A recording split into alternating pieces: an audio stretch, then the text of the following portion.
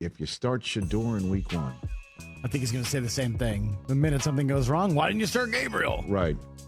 Feels like it's kind of lose-lose there for either guy if they start right away. Dude, I mean, just starting a rookie is really risky. I just think it's going to be Flacco there. Outside of being the number 1 pick, you mean, right? Or one of those top draft picks? Or it just you got to if you're the Browns and if you're Stefanski, start Dylan Gabriel. Hey, he showed us he's got the most. He's shown us what we could see, what we saw on tape. He's confirmed it. It's all good. Right.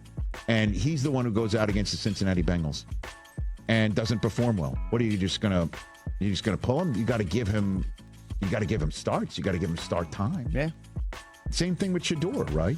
Yeah, either guy. Because if you start him 1 or 2 games and then you pull the rug out, like, what are you then going to go? We're gonna rotate quarterbacks. Now it looks like you don't have a plan. You don't know what you're doing. Correct. Either one, you've got to give the starter a month? Wouldn't you think? Maybe more. Weeks? Yeah, 6-8 weeks. Yeah. You look at the Cleveland Browns schedule: home for Cincinnati, at Baltimore, home for Green Bay, at Detroit, Minnesota, in London. It's a rough start. At Pittsburgh. It's a rough start.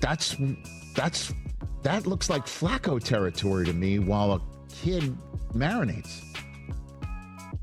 Right?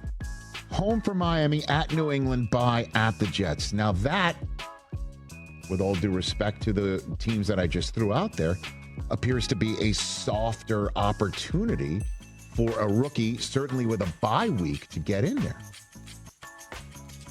And then after that, home for Baltimore, at Vegas, home for San Francisco, home for Tennessee, at Chicago. Now you're getting into a spot where that could be if Flacco doesn't perform well, then you can move to that and tell your fan base, this is what we're attempting to do with our rookie. We're kicking tires prior to having, one would think, a higher draft choice. I think Flacco will perform well. I think we've seen what Flacco does in this offense. I think he and Stefanski are kind of lockstep. I think this is a better team, potentially, offensively, than the one that he had. If Jerry Jeudy is the number 1 that we saw last year with a whole host of quarterbacks. And I think the first 6 weeks is Flacco territory. What are you going to you're going to throw Dylan Brooks or Shedeur in the deep end of that pool to start? And if he doesn't perform well and it looks ugly, what are you going to pull him and then start the other rookie and then go to Joe? I don't know, man. Can't do that. I don't think so. Well, I mean, you can. I mean, it wouldn't be wise. Daniel Jeremiah is not fresh off the turnip truck here, you know? So he's got his ear to the ground and he knows what a kid can do and potentially not do. I mean, that is a rough go of it the first 6 weeks, as well as, you know, a game that the whole country's going to watch in London, week 5. You know? So that's why I think Flacco, those first 6 weeks, looks to me is somebody who's the adult in the room who basically said, you know, be an adult, act like an adult, right? And that looks like somebody who has grasp of an offense to the point where, okay, this is what we're going to do to start the ship here. And if we're 3-3 or 4-2, then let's stick with them. If we're 1-5, 2-4, then let's go with you were saying, and if you start Shedeur, and that's when your phone overheated. Tom, finish with your thought. Yeah? I don't know exactly where he lost me, so let me say this. Yes. The hardest thing that the Browns can do is start one of the rookies, just because you're talking about guys who went in the 3rd and 5th round for a variety of different reasons, including the style of offense that they're coming from. You're talking about ramping them up, devoting enough reps to those guys through the course of the training camp and the preseason to feel comfortable with them, which are reps then you're not giving to the veterans here. And also trying to overcome the fact that in Shedeur Sanders' case, he comes in behind, just in terms of the type of offense, the way that they geared it toward him at Colorado, the number of negative plays that he had, we know he's very tough. He's very accurate. But you're talking about asking a guy to do things that he just didn't have to do at the college level.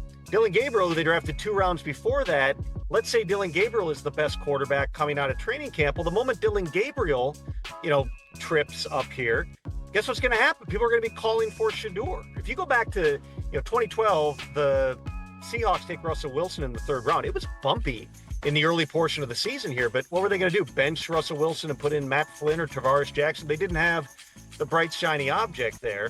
And if you put Shedeur onto the field, are you really setting him up for success, knowing that there's a growth process that he needs to go through here? So I know that, there was news made of him getting a speeding ticket for going 101 miles an hour.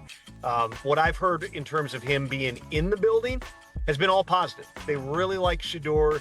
He works hard. He's got a good personality. All that stuff has been good. There are probably things, we talked about this, Rich, a lot before the draft, where, again, I'm not blaming this incident on anything else, but it's, the questions were about how is he going to do when he gets outside of the environment of having his dad there with him all the time? How is he going to do when there's different accountability structures here? He said all the right things. He's done the right things in the building. You'd like him to make better choices, obviously, off the field. Maybe this is just a very early kind of wake-up call that, hey, these things are going to happen. You can't do that, Rich, if you're any quarterback in particularly when you're a 5th-round pick, who, if your name weren't Shedeur Sanders, would be going, is that guy even going to make the team? I don't think that's going to influence the decision here. It's something that I'm sure they've addressed internally, but it's all part of the growth process he's got to go through here. I would say it's wide open. There is no decision made in Cleveland. It could go a lot of different directions. If Shedeur is the best quarterback by far in training camp, could he be the starter week 1? Sure. I would just say it's the hardest thing. It's the hardest option of the options the Browns have. One other thing to mention here, again, I don't know. Shedeur Sanders popped for driving 101 in a 60-mile-an-hour zone just shy of 1 a.m. in Ohio. Listen, he knows better. He knows better. Because this could be just one of those youthful things, and, we can talk it off. And, it's just, it's 20 to 1 in the morning. He was sober. He wasn't doing anything stupid other than just speeding, and he got popped. It's just anything that isn't him spinning it, whether it's on air and 7-on-7 or 11-on-11, anything that takes the conversation away from football is bad for him. And anything that he provides in that department to give anybody out there